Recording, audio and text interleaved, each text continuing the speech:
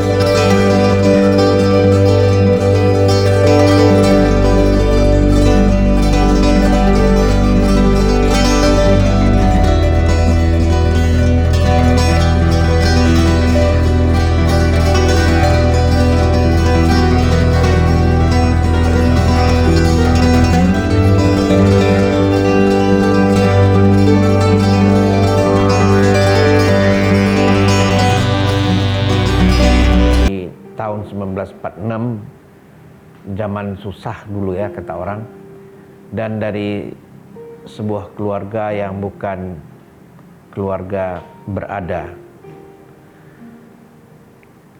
Ketika adik saya yang usianya setahun lebih muda dari saya harus meninggal karena diare dan kami tidak punya kemampuan untuk memberikan pengobatan yang adekuat untuk adik. Ketika itu saya masih belum mengerti karena saya terlalu kecil.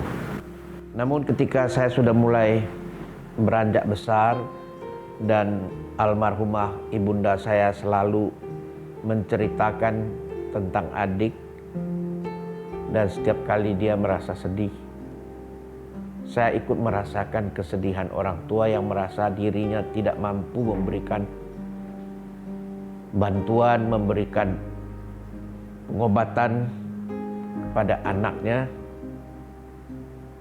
Dan di sanalah saya mulai bercita-cita untuk menjadi seorang dokter guna menghapus air mata kesedihan yang meleleh di pipi seorang ibu dan menggantikannya dengan air mata kegembiraan. Rumah sakit apung idenya lahir ketika saya melihat sebuah kenyataan, mengalami sendiri sebuah kenyataan.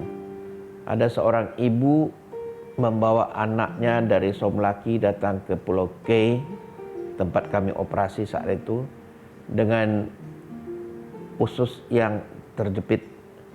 Secara teoritis, hernia incarcerata yang demikian atau usus yang terjepit demikian sudah harus dibebaskan dalam tempo 6-8 jam sejak terjadinya kejadian. Namun ibu ini harus naik kapal 3 malam 2 hari untuk mencapai tempat kami operasi. Operasi tetap kami lakukan, dan puji Tuhan, Tuhan membantu anak ini menjadi sembuh. Dan pulang ke Jakarta, gambar anak ini selalu terbayang di hadapan saya, khususnya ketika saya berdoa malam sebelum tidur. Dan inilah yang menyebabkan saya berpikir bagaimana membantu mereka yang berada ribuan kilometer jauhnya dari Jakarta dan tidak punya akses untuk mendapatkan pelayanan medis yang sewajarnya, yang merupakan hak mereka untuk mendapatkannya. Lahirlah ide untuk membawa segala peralatan seperti sebuah rumah sakit layaknya di darat ke daerah yang membutuhkan. Ketika saya pertama kali sampai di daerah di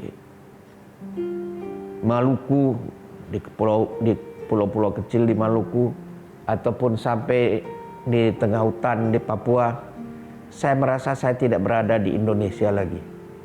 Saya seolah-olah berada di suatu negara antah berantah yang jauh dan bukan Indonesia lagi.